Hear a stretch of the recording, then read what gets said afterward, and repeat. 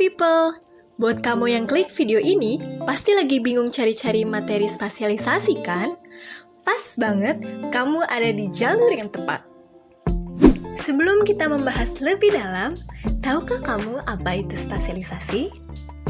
Menurut Henry Lefebvre pada tahun 1979, menyatakan bahwa spasialisasi dalam industri komunikasi merupakan bentuk perluasan institusional dari kekuatan sebuah korporasi atau perusahaan media untuk mengatasi hambatan jarak dan waktu dalam kehidupan sosial.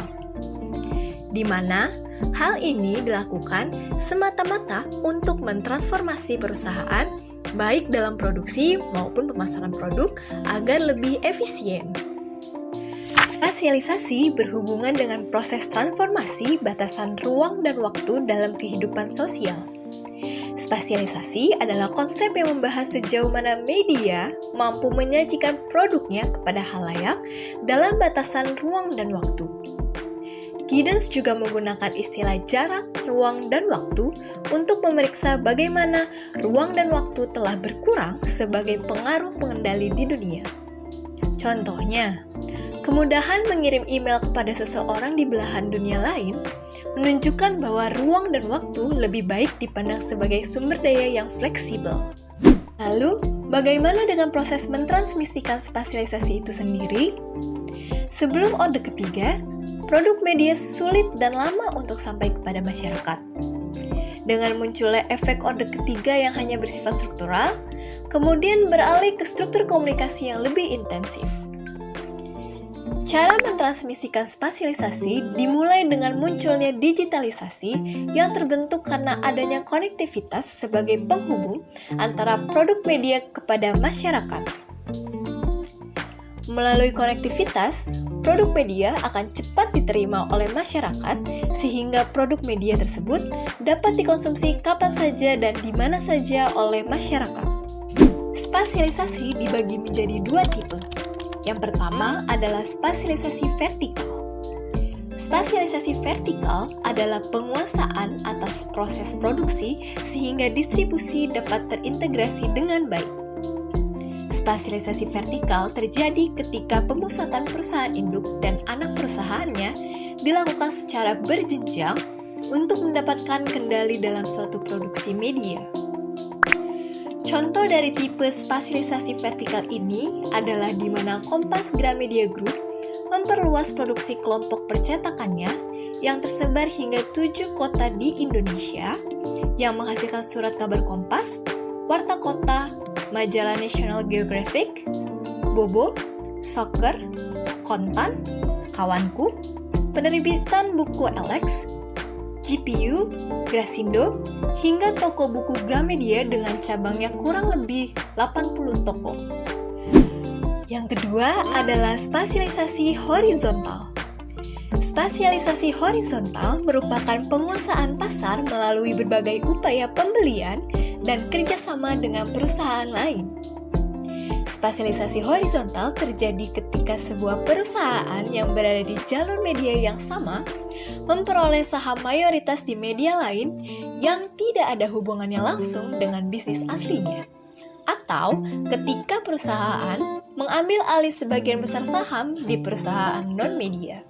Contoh dari tipe spasialisasi horizontal adalah 1. Perluasan perusahaan Sony dalam mengakuisisi perusahaan lain, di mana pada tahun 2018, SME mengakuisisi EMI Music Publishing yang memiliki artis-artis ternama seperti Drake, Sam Smith, dan Queen.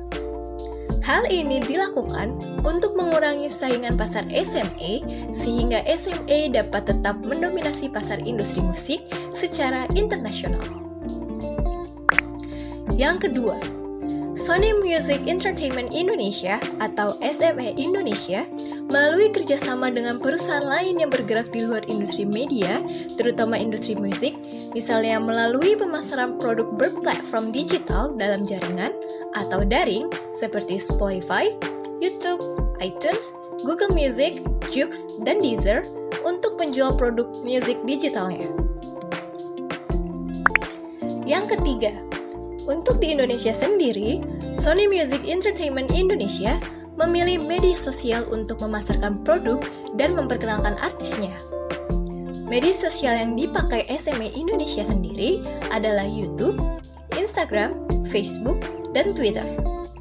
Selain itu, lazada.co.id dan KFC juga dipilih menjadi mitra untuk memasarkan produk VCD-nya. Selain kedua tipe spasialisasi tersebut, terdapat juga spasialisasi transnasional.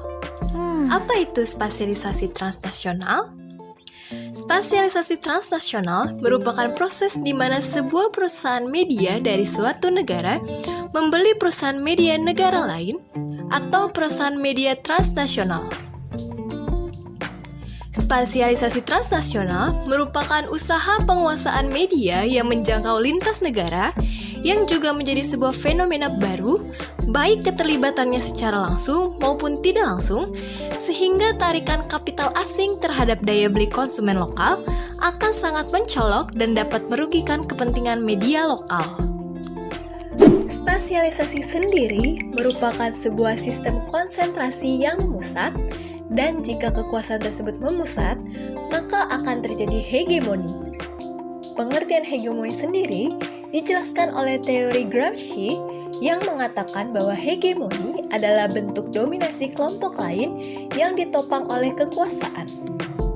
Kekuatan kontrol terhadap konten dan perluasan pasar sangat ditentukan oleh kekuatan kepentingan-kepentingan pemilik kebijakan. Sebab, konsumen adalah pihak yang tidak mempunyai kekuatan. Konsumen akan patuh kepada pemilik industri yang memproduksi produk budaya. Konsumen yang pasif akan cenderung hanya menjadi alat kaum kapitalis dalam mencari keuntungan semata. Gimana? Sekarang sudah paham kan apa itu spasialisasi? Bisa dong nilai ujiannya 100? Terima kasih sudah menyaksikan video ini, semoga bermanfaat. Jangan lupa untuk like, share, dan subscribe ya. Sampai bertemu di video selanjutnya.